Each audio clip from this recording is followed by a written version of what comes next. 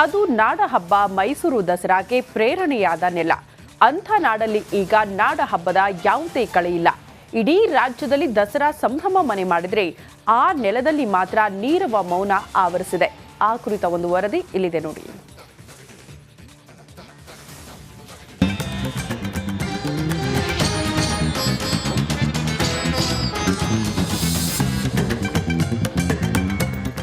ಸಂಭ್ರಮ.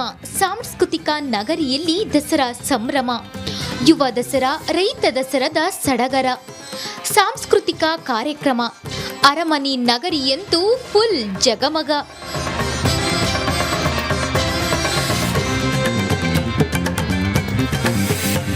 ಮೈಸೂರಿನಲ್ಲಿ ಗತ ವೈಭವ ಮರುಕಳಿಸಿದೆ. ಎಲ್ಲೆಲ್ಲೂ ದಸರಾ ಸಂಭ್ರಮ ಮನೆ ಮಾಡಿದೆ. ಆದರೆ ಇಂಥ ನಾಡ ಹಬ್ಬ ದಸರಾಗೆ ಪ್ರೇರಣೆಯಾದ ಆ ನೆಲದಲ್ಲಿ ಯಾವ ಸಂಭ್ರಮ ಸಡಗರ ಇಲ್ಲ. ವಿಜಯನಗರದ ಹಂಪೆಯಲ್ಲಿ ಬರೀ ನೀರವ ಮೌನ.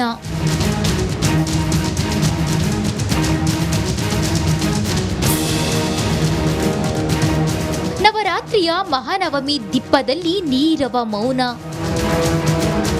ದಕ್ಷಿಣ ಕಾಶಿ ಹಂಪೆಯ ಮಹಾನವಮಿ ದಿಬ್ಬದ ನೆಲವೇ ಮೈಸೂರು ದಸರಾಗೆ ಪ್ರೇರಣೆ.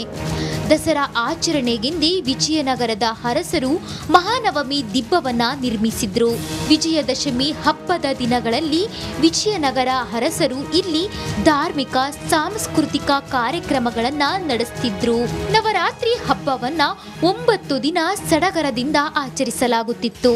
ಆದ್ರೆ ದಸರಾದ ಮಾತೃಸ್ಥಾನವಾದ ಮಹಾನವಮಿ ದಿಬ್ಬದಲ್ಲಿ ನೀರವ ಮೌನ ಆವರಿಸಿದೆ.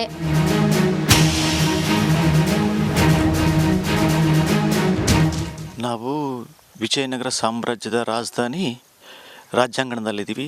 ವಿಜಯನಗರ ಸಾಮ್ರಾಜ್ಯ ಉತ್ತುಂಗದಲ್ಲಿರೋ ಸಮಯದಲ್ಲಿ ಇಲ್ಲಿನ ದಸರಾ ದಿಬ್ಬದ ಮೇಲೆ ಶ್ರೀಕೃಷ್ಣ ದೇವರಾಯರು ದಸರಾವನ್ನು ವಿಶೇಷವಾಗಿ ಆಚರಣೆ ಮಾಡ್ತಾಯಿದ್ರು. ಈಗಿನ ಮೈಸೂರು ದಸರಾ ವಿಜಯನಗರ ಬಳುವಳಿ. ಅಲ್ಲಿರ್ತಕ್ಕಂಥ ಸಿಂಹಾಸನ ಮತ್ತು ಅಂಬಾರಿ ವಿಜಯನಗರ ಪೂರ್ವಕಾಲದಲ್ಲಿ ಆ ಸಿಂಹಾಸನದ ಮೇಲೆ ಕೃಷ್ಣದೇವರಾಯರು ವಿಜಯನಗರ ಸಾಮ್ರಾಟರೆಲ್ಲ ಕೂತ್ಕೊಂಡು ದಸರಾವನ್ನು ಆಚರಣೆ ಮಾಡ್ತಾಯಿದ್ರು. ಸೊ ಇಂದು ಈ ದಸರಾದ ವಿಶೇಷವಾಗಿರ್ತಕ್ಕಂಥ ದಸರಾ ಮೂಲ ಸ್ಥಳವಾದಂಥ ಮಹಾನವಮಿ ದಿಬ್ಬದ ಮೇಲೆ ನಡೀತಾ ಇಲ್ಲ. ವಿಜಯನಗರ ಸಾಮ್ರಾಜ್ಯ ಪತನ ಆದ ನಂತರ ಇಲ್ಲಿ ಖಾಲಿ ಉಳಿದಿದೆ. ಅದಕ್ಕೋಸ್ಕರ ವಿಶೇಷ ಸಂಸ್ಕೃತಿಯನ್ನು, ವಿಜಯನಗರ ಸಂಸ್ಕೃತಿಯನ್ನು ಉಳಿಸ್ಬೇಕಂದ್ರೆ ಈ ದಸರಾ ದಿಬ್ಬದ ಮೇಲೆ ಒಂದು ದಿನ ಖಾಸಗಿ ದರ್ಬಾರು ವಿಜಯನಗರ ಸಾಮ್ರಾಜ್ಯದ ರಾಜವಂಶಗಳಾಗಿರ್ತಕ್ಕಂಥ ಅರವೀಡು ವಂಶದ ರಾಜರಿದ್ದಾರೆ, ಅವ್ರ ಮುಖಾಂತರ ಒಂದು ಖಾಸಗಿ ದರ್ಬಾರು ಮಾಡಿದರೆ ಇನ್ನು ಪ್ರಪಂಚಕ್ಕೆ ಹಂಪೆಯ ಬಗ್ಗೆ ಹೆಮ್ಮೆ ಹುಟ್ಟುತ್ತೆ. ಹಂಪೆಯ ಮಹಾನವಮಿ ದಿಬ್ಬವು ದಸರಾ ಅಥವಾ ಮಹಾನವಮಿ ದಿಬ್ಬ ಅಂತ ಕರೆಯಲಾಗುತ್ತೆ.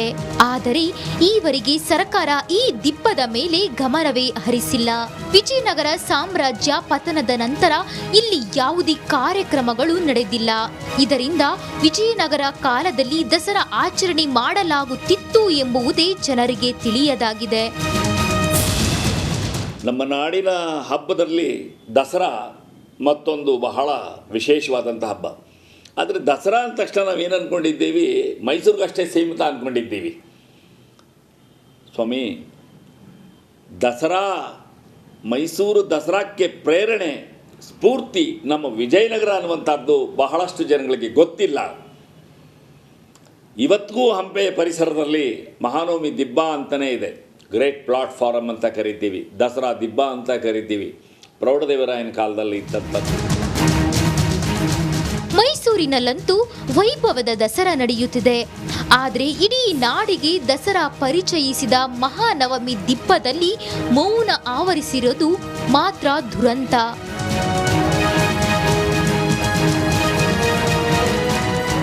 ಕೆ. ಸುರೇಶ್ ಚೌಹಾಣ್, ರಿಪಬ್ಲಿಕ್ ಕನ್ನಡ, ವಿಜಯನಗರ.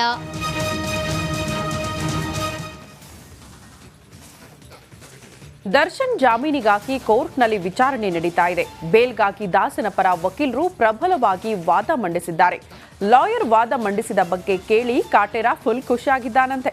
ಆ ಕುರಿತ ರಿಪೋರ್ಟ್ ಇಲ್ಲಿದೆ ನೋಡಿ.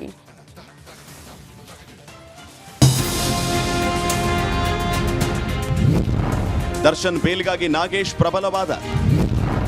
ಲಾಯರ್ ಪಾಯಿಂಟ್ಸ್ ಕೇಳೆ ದಾಸ ಫುಲ್ ಖುಷ್.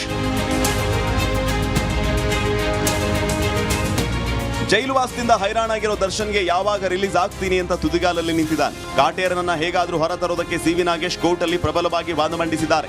ಚಾರ್ಜ್ ಶೀಟ್ ಅಲ್ಲಿ ಲೋಪದೋಷದ ಬಗ್ಗೆ ಎತ್ತಿ ಹಿಡಿದ C V Nagesh pin to pin ಮಾಹಿತಿಯೊಂದಿಗೆ ಕೋರ್ಟ್ ಮುಂದೆ ಇಟ್ಟಿದ್ದಾರೆ.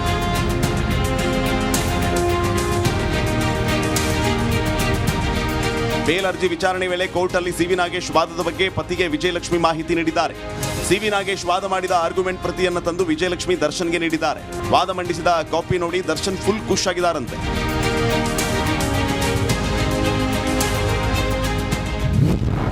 ದರ್ಶನ್ ವಿರುದ್ಧ ನಡೆದಿದೆಯಾ ಷಡ್ಯಂತ್ರ?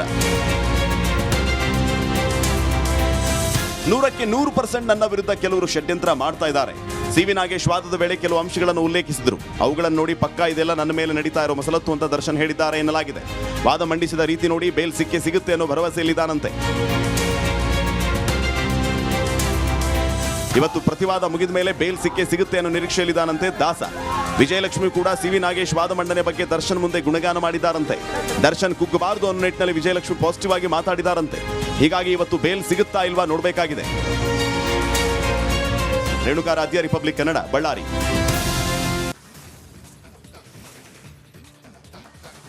ಬಳ್ಳಾರಿ ಜೈಲಲ್ಲಿರೋ ಭೂಪತಿಗೆ ಬೆನ್ನು ನೋವು ಬೇತಾಳದಂತೆ ಕಾಡಿಸ್ತಿದೆ. Severe back ಪೇನ್ಗೆ ಕಾಟೀರ ಕಂಗಾಲಾಗಿದ್ದಾನೆ. ಹೆಂಡತಿ ಕೊಟ್ಟ ಬ್ಯಾಗ್ ಹೊತ್ಕೊಳ್ಳೋಕ್ಕೂ ಪರದಾಡಿದ್ದಾನೆ. ಆ ಕುರಿತ ಒಂದು ರಿಪೋರ್ಟ್ ಇಲ್ಲಿದೆ ನೋಡಿ.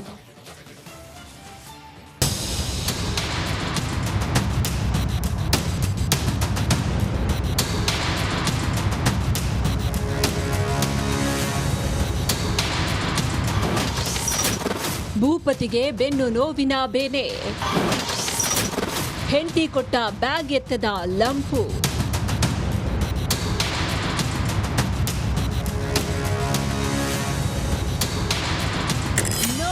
ನೋವು ಬೆನ್ನು ನೋವು, ಕೂತ್ರೂ ನೋವು, ನಿಂತ್ರೂ ನೋವು, ಪ್ರಾಣ ಹೋಗುವಷ್ಟು ನೋವು. ಅಮ್ಮ ಆಗ್ತಿಲ್ಲ, ಅಪ್ಪ ಆಗ್ತಿಲ್ಲ, ಯಪ್ಪೋ ಕಾಪಾಡ್ರೋ ಅನ್ನೋ ಆರ್ತನಾದ. ಬಳ್ಳಾರಿ ಜೈಲಲ್ಲಿ ದರ್ಶನ್ಗೆ ಸಿವಿಯರ್ ಬ್ಯಾಕ್ ಪೇನ್ ಇರೋದು ಪ್ರೂವ್ ಆಗ್ಬಿಟ್ಟಿದೆ. ಇದಕ್ಕೆ ಸಾಕ್ಷಿಯೇ ಈ ವಿಡಿಯೋ. ಬಳ್ಳಾರಿ ಜೈಲಲ್ಲಿ ದರ್ಶನ್ ಅನ್ನ ಭೇಟಿ ಮಾಡಿದ ವಿಜಯಲಕ್ಷ್ಮಿ 2 ಬ್ಯಾಗ್ಗಳನ್ನ ಕೊಟ್ರು. ಆದ್ರೆ ಹೆಂಡತಿ ಕೊಟ್ಟ ಬ್ಯಾಗ್ ಅನ್ನ ಎತ್ತೋದಕ್ಕಾಗದೆ ಶೌರ್ಯ ಒಂದು ಕ್ಷಣ ಕೆಳಗೆ. ಕೆಲ ಕಾಲ ಸುಧಾರಿಸಿಕೊಂಡ ದರ್ಶನ್ ಮತ್ತೆ ನಡೆಯೋದಕ್ಕೆ ಆರಂಭಿಸ್ತಾನೆ. ದರ್ಶನ್ ಮುಖದಲ್ಲೇ ಗೊತ್ತಾಗುತ್ತೆ ಎಷ್ಟು ನೋವು ತಿಂತಿದ್ದಾನೆ ಅಂತ.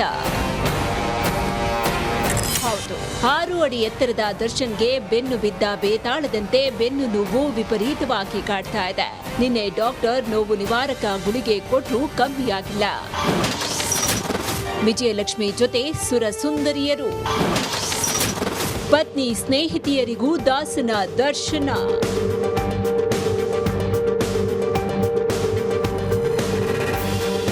8ನೇ ಬಾರಿ ಗಂಡನ ದರ್ಶನಕ್ಕೆ ಬಂದಿದ್ದ ವಿಜಯಲಕ್ಷ್ಮಿ ತಾನೊಬ್ಳೇ ಬಂದಿರಲಿಲ್ಲ. ಜೊತೆಗೆ ಫ್ಯಾಮಿಲಿ, ಫ್ರೆಂಡ್ಸ್, ಆಪ್ತರನ್ನ ಕರೆತಂದಿದ್ರು. ಅದರಲ್ಲಿ 2 ಯುವತಿಯರು ಬಂದಿದ್ರು. ವಿಜಯಲಕ್ಷ್ಮಿ ಆಪ್ತರಾದ ಅನುಷಾ ಶೆಟ್ಟಿ, ಗ್ರೇಸ್ ಮರ್ಸಿ ಅನ್ನೋರು